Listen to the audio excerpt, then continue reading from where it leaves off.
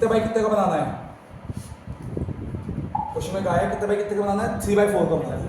यानी कितने एलिमेंट चाहिए? 12 एलिमेंट चाहिए। कितने एलिमेंट चाहिए भाई? 12 एलिमेंट चाहिए। अब भाई इसमें जब 12 एलिमेंट चाहिए तो सबसे अच्छा तरीका पता क्या है? बना लो तुम 12। A11 कितनी दो है? कितने का चाहिए हमें? 3/4 का चाहिए, तो 3 दो है और 4 हमेशा 2 वाइज लिखा हो, कोई एलिमेंट लिखा हो, याद रखना। मेरे को भी जब मैं तुमसे क्वेश्चन पूछूंगा तो डाटा कैसे बताना? 2 वाइज बताना। कई बच्चे कॉलम वाइज बताते हैं, वो आदत खराब हो जाती है। तो A12 A13 ऐसे लिख लोगे ऐसे। अब आपको मान लीजिए 12 एलिमेंट चाहिए, ये फॉर्मूला दिया उसका एलिमेंट निकालने का। ये एलिमेंट निकालने का कहते हैं फॉर्मूला। इसने कहा आई की जगह, जैसे सपोज करो मुझे 8 2 3 निकालना है, तो मैं यहाँ पे आई की जगह क्या पुट करूंगा? जे की जगह क्या पुट करूंगा भाई? 3। तो 8 2 3 1/2, आई की जगह 2, जे की जगह -6 प्लस माइनस का 3। लेकिन मेरे भाई और बहनों बच्चों, ये कौन सा फंक्शन है? मॉड्यूलस। कैसा फंक्शन है? ग्राफ बताइए जल्दी से इसका, जल्दी से ग्राफ बताओ।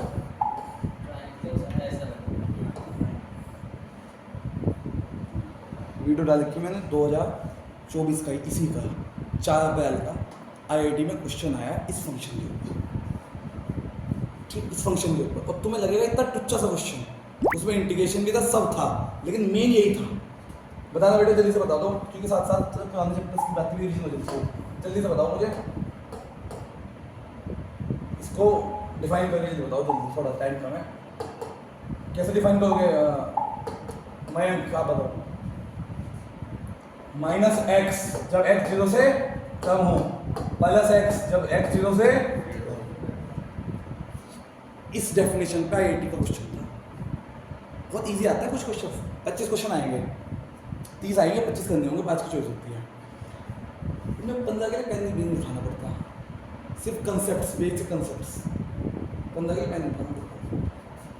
आगे बढ़ते हैं, फिलहाल हम अपने टॉपिक पे आते हैं। तो इसे हम क्या लिखेंगे? +3 ही मानेंगे। देखिए 3/2, तो यहाँ पे ये वाला जो एलिमेंट आ गया, ये आ गया भैया अपना 3/, ऐसे निकाल देंगे सारे। तो मैट्रिक्स फॉर्मेशन समझ में आ गया। तो ये क्या था? Process of matrix formation, process of matrix formation. आगे बढ़ते हैं, ये बना लेंगे अपने आप। अब आता है ये वाला कंसेप्ट, इक्वल मैट्रिक्स। कौन सा कंसेप्ट भाई? Equal matrix. मुझे बस इतना बता दो, कोई भी बच्चा बता दो, नाम नहीं किसी का। कंसेप्ट, कंडीशन क्या है इक्वल मैट्रिक्स की? बिल्कुल सही, ऑर्डर सेम होना चाहिए। और अगर ऑर्डर सेम है तो कोरिस्पोंडिंग एलिमेंट क्या हो जाएंगे? इक्वल। कोरिस्पोंडिंग एलिमेंट क्या हो जाएंगे? इक्वल। तो अगर कोरिस्पोंडिंग यहाँ से तो आएगी, a - b को -1 के इक्वल रख देंगे, एक इक्वेशन बन गई। 2a - b को 0 के इक्वल रख देंगे, 2 इक्वेशन बन गई। हाँ या ना? 2 इक्वेशन दोनों सोल्व करोगे आ जाएगा। लेकिन अब यहाँ पर अटक जाओगे। इसे सोल्व करते हैं अभी, उठाता है इस क्वेश्चन। यह आपको फंक्शन की याद दिलाएगा, जो मैंने आपको बात बताई है उसकी याद दिलाएगा।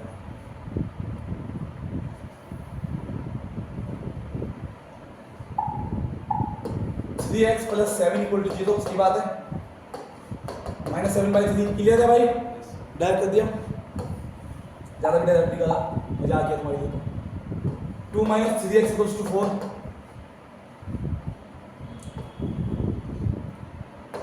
ठीक है। -2/3 कुछ गलती तो नहीं कर रहा मैं कहीं? कुछ गलती तो नहीं कर रहा? बताइए बताइए, सही है सब? सब सही है? तो x की तो वैल्यू आई है तुम्हारे हिसाब से। अब क्या करें? फंस गए। अब क्या करें? फंस गए। अब इसलिए इसका जो आंसर है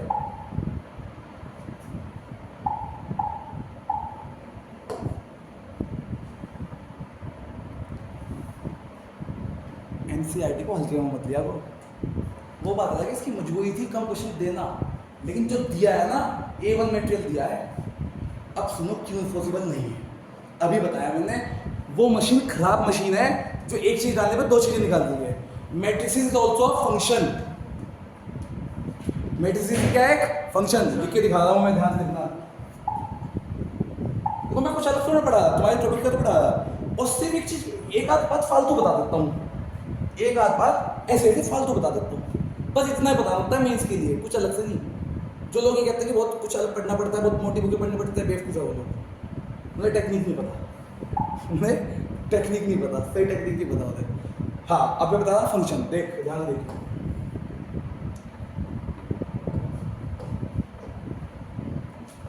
मैट्रिसेस भी एक क्या है? Function. x such that x equals to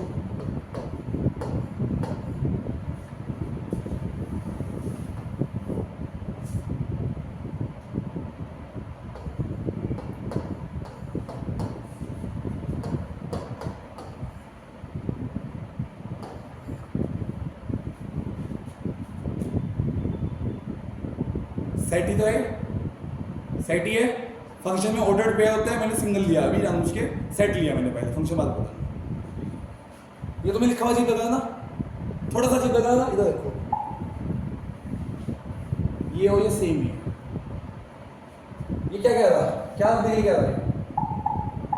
क्या रखने के लिए कह रहा है? 0 रखने के लिए क्या?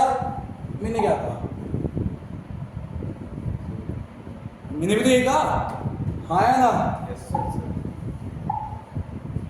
एक चीज देखो, ये वाला क्वेश्चन समझ में आ गया था, स्कूल में टाइम आ गया था। इसमें परम्यूटेशन कॉम्बिनेशन लगा है, इसमें क्या लग रहा है? परम्यूटेशन एंड कॉम्बिनेशन 11th का। याद है पहली एक्सरसाइज, पहली एक्सरसाइज कौन से वाला? क्या fundamental principle of multiplication, FPC। क्या था वो? एक बार डिवाइस करा देता हूँ क्या था, क्योंकि मेंस में भी कुछ नहीं होता उसका। भाई देख ध्यान समझ, 1 2 3 4 प्लेस खाली है। अब ये जो प्लेस भरने के तुम्हारे पास डाटा होगा, वो डिपेंड करता है कितना है। अगर आपको रिपीट नहीं करना, AEIOU से नाम बनाने हैं और रिपीट नहीं करना, तो इस पे कितने तरीके है भरने के हमारे पास? 5। लेकिन रिपीट नहीं करना तो इसके पास कितने रहेगा? रिपीट नहीं करना तो इसके पास कितने रहेगा?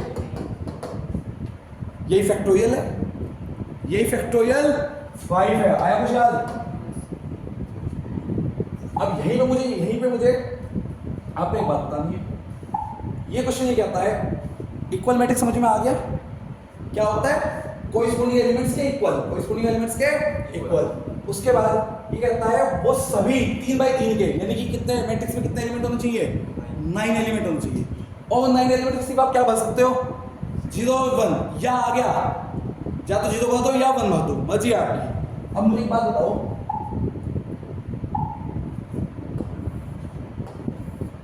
1 2 3 4 5 6 7 8 9 जगह खाली है। कितने एलिमेंट आ सकते हैं यहाँ पे? कितने तरह के? 0 1 तरह के 2 आ सकते हैं। यहाँ पे ध्यान दो, 2 आ सकते हैं। कितना टाइम चाहिए? 9 टाइम्स। तो 2 × 2 यानी कि 2 की पावर 9, और ये याद रखा हो 500 बार होता है, 2 की पावर 10 तक आपको याद होना चाहिए। एक्सपोनेंट डायरेक्ट टाइम बचाना एग्जाम में। समझ में आ गया? अब एग्जाम में ये थोड़ा ना जो यही आएगा, एग्जाम में ये क्वेश्चन आ सकता है कि एक 3/4 का मैट्रिक्स बनाना है और उसमें आप 0 1 2 ही एंट्रीज कर सकते हो। तो बताओ क्या आंसर है? आंसर बताओ जल्दी से। 3 की पावर, शाबाश, समझ में आ गया। नेक्स्ट हेडिंग, ये इक्वल मैट्रिक्स के बाद हम बढ़ते हैं टाइप्स ऑफ मैट्रिक्स। कहाँ पे आते हैं बेटा? टाइप्स। समझ में आ रहा सब? मैं थोड़ा तेज तो पढ़ा रहा, लेकिन समझ में आ रहा, क्योंकि तेज पढ़ाना मजबूरी है। वैसे हम काफ़ी पीछे आएगा उसके हिसाब से देखेंगे। इस समय मैंने आपको अभी पढ़ाया, अब आता है जिसमें सिर्फ एक कॉलम हो, वो कितनी भी हो, कॉलम मैट्रिक्स। क्या मैट्रिक्स? अब इसे लिखोगे क्या ऐसे आप?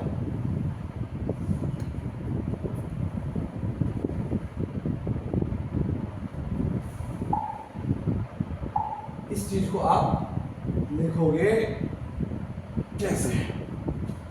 इधर बोलो, ये 1 का क्या मतलब है? M का मतलब कुछ भी आ जाए, जो कितनी भी हो जाए, कॉलम होनी। तो आपसे अगर पूछ ले MCQ में कि इनमें से बताओ कॉलम मैट्रिक्स कौन सा है, तो वहां पे आपको इसको टिक करना है, वहां पे कंफ्यूज नहीं होना। समझ में आई बात? क्योंकि हर जगह एग्जांपल थोड़ा ना देगा, डेफिनेशन तो देगा।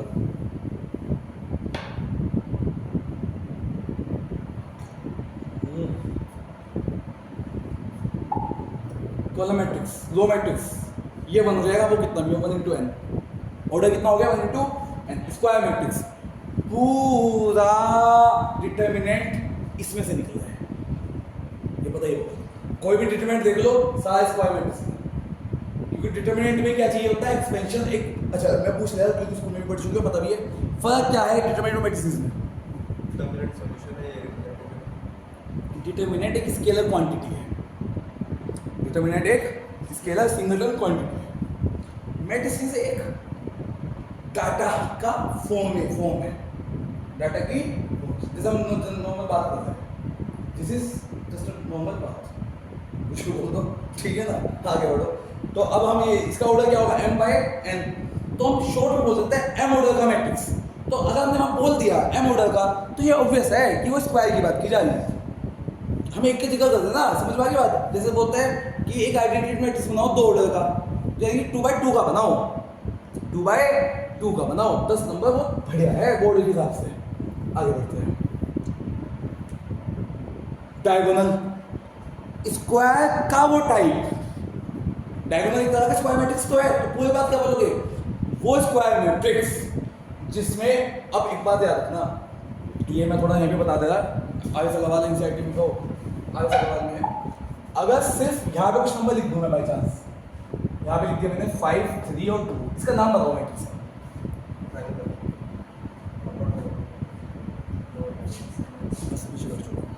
इसका नाम बताओ, और अगर उनकी फिजिक्स की क्लास होगी तो मैथ्स में आ जाएगी नहीं तो वेदांत तो अक्ष क्या था, अक्ष। अगर उनकी फिजिक्स क्लास पूरी होगी तो अपना 11th के लिए यहाँ पे आ जाएंगे। देख सब बताया क्या उन्होंने,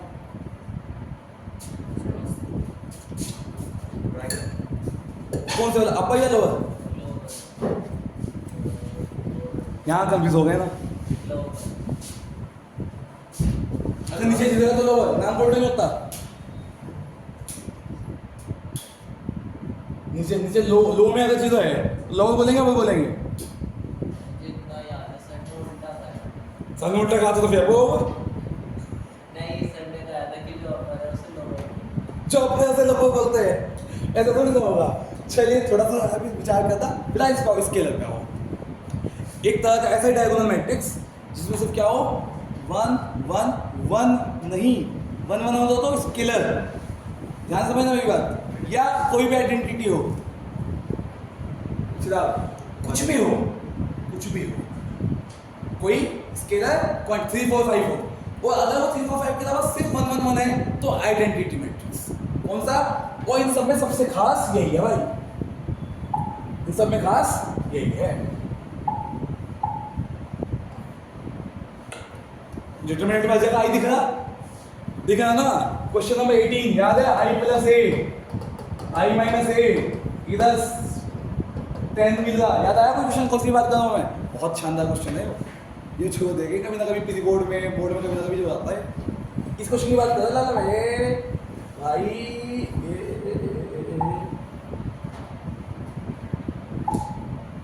टाइम पे देखते हैं ना, ठीक 4 बजे छुट्टी कर दूंगा, इसकी बात कर रहा बेटा मैं, जो अच्छे क्वेश्चन है ना क्या हो क्या, तो एक तो ना एक डायरी रख लो छोटी सी, जो मैं तुम्हें कहा वो पहले स्कूल में भी कहा था कि एक इंपॉर्टेंट डायरी रखो जिसमें बहुत, वैसे तो मैंने डायरी वाला कंसेप्ट बंद कर दिया, अब तो मैं कॉपी के ऊपर ही लिखवा दूँ छज्जे पे, मतलब मुझे ऊपर जगह बचती है।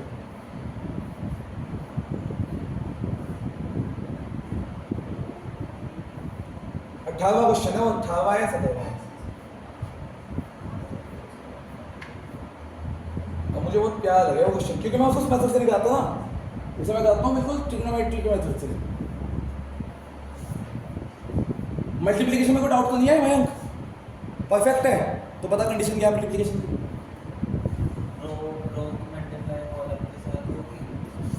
होगी नहीं, मल्टीप्लाई होने के लिए क्या जरूरी बात है, ऑर्डर से गलत जवाब। आइए ना बेटा बताओ आप, मल्टीप्लाई के लिए जरूरी क्या है, पहले का कॉलम कुछ नहीं, हाँ, लेकिन आप मतलब बहुत से बच्चे बात भूल जाते हैं, तो उनके लिए पता क्या कहूँगा मैं, अंदर वाला मामला सेम होना चाहिए बस। ये अंदर वाला मामले का मतलब समझ में आई तुम्हें? दोनों बीच में अंदर का मामला सेम हो। अंदर का मामला क्या है अभी दिखाऊंगा मैं। फिलहाल मैं क्वेश्चन ये ही है, इसकी बात कर रहा था। इसे पी जाना प्यारे से क्वेश्चन, क्योंकि इसका पता है क्यों अच्छा लगता है मुझे, ये 11th की ट्रिग्नोमेट्री के फॉर्मूले भी याद दिला देता है। तो आइडेंटिटी लगा के करते हो। आइडेंटिटी, ट्रिग्नोमेट्री की आइडेंटिटी की बात कर रहे हो क्या? वो भी ठीक है। नहीं, ये जो मुझे तो ये इसलिए बताना है कि भाई ये देख, हर जगह कुछ दिखाई देना दे, ये जो दिखाई देगा आई फॉर आइडेंटिटी। समझ में आई बात? आज आप लोगों ने टाइप्स ऑफ मैट्रिक्स समझ लिए। आइडेंटिटी मतलब तो क्लियर हो गया, जिसमें सब जीरो से क्या बोलते हैं, जिसमें सब जीरो हो, जिसमें सब जीरो हो, नल मैट्रिसेस। और ओ से शो करते हैं, उसे किससे शो करते हैं? ओ। जैसे आई को तो मतलब आइडेंटिटी को तो आई से करते हैं। दूसरा नाम बताओ मैं चिराग, नल मैट्रिसेस का दूसरा नाम। वॉइड मैट्रिसेस जीरो है। जीरो मैट्रिक्स होता है। हाँ, एक वॉइड भी है, void matrices. Void is void set होता है। एक एम्प्टी भी बोल सकते हैं, सेट की तरह। सेट की तरह। हाँ, वही वाला उस वॉइड सेट होता है। वही सेट ही तो है, ये भी एक तरह का वही मैथ्स। कहीं ना कहीं मैंने क्या बताया अभी रिलेशन फंक्शन को, निकनेम क्या दिया? ब्रह्मा। और पूरी सृष्टि किससे निकली है? निकली है। इसलिए बोलता हूँ कि पूरा मैथ कहीं ना कहीं इससे निकला है। आई होप आप सबको पहली एक्सरसाइज बहुत अच्छी समझ में आ गई होगी, ठीक? क्योंकि मुझे बस बेसिक जानना था। कल मैं 2 एक्सरसाइज निपटाऊंगा, कल की दिन निपटाऊंगा 2। कोई भी डाउट हो, कोई भी दिक्कत हो, पूछ लेना। फिलहाल सबसे पहले आप लोग मोबाइल थे सबके पास? ठीक है, स्कैन करिए जल्दी से।